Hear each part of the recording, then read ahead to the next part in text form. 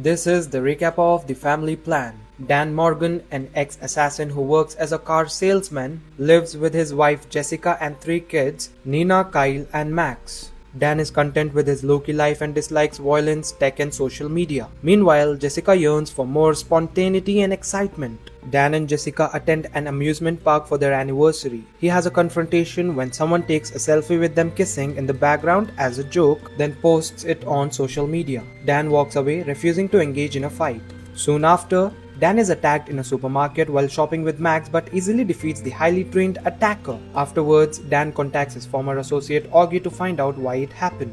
He suggests it is Dan's former employer, McCaffrey, and advises Dan to disappear. Realizing the carnival photo outed him, Dan orders new fake passports for him and his family from Augie. He retreats Nina from school, Kyle from a secret game house where he is a popular gaming streamer, and Jessica from work, telling them they are taking a spontaneous road trip to Las Vegas where he is meeting Augie to collect the new IDs. As they are leaving town, Dan realizes they are being followed. Therefore, their minivan must have a tracker on it. At work, he uses a service bay to find and remove it from the undercarriage. Meanwhile, McCaffrey and his team search for Morgan's home but can't find the destination. He drives through the night until reaching Iowa City. Excited, Nina begs them to visit Southern Iowa University as she hopes to follow her boyfriend Trevor rather than pursue her original goal of attending Stanford.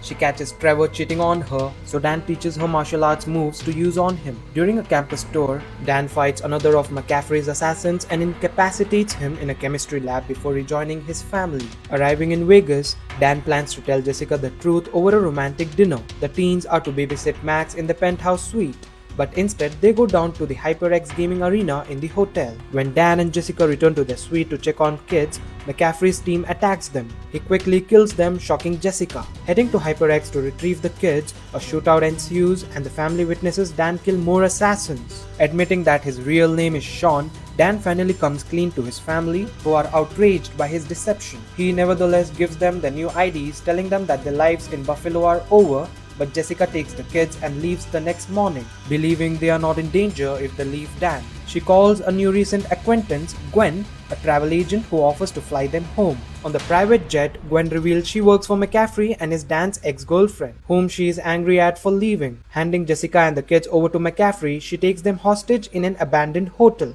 McCaffrey, who is revealed to be Dan's father, threatens to kill them unless Dan accepts his offer to rejoin his team and have no contact with his family. Dan relents, and Jessica and the kids are to return home, but they escape after Jessica kills their escort and they return to Dan. McCaffrey calls his army into the hotel to kill him. Dan engages the mercenaries, with Kyle helping with a drone. Jessica fights Gwen, culminating in Jessica fatally impaling Gwen with a piece of broken bamboo thrown as a javelin from her track and field experience. They head downstairs while Nina distracts McCaffrey from killing Dan, giving Dan time to knock McCaffrey out, who is taken into custody while Dan reconciles with his family. The Morgans return to their lives in Buffalo. Dan now runs a security firm to train clients to better defend against attacks, while Jessica coaches high school track and field. They load up on a rented RV to embark on a cross-country road trip to take Nina to Stanford.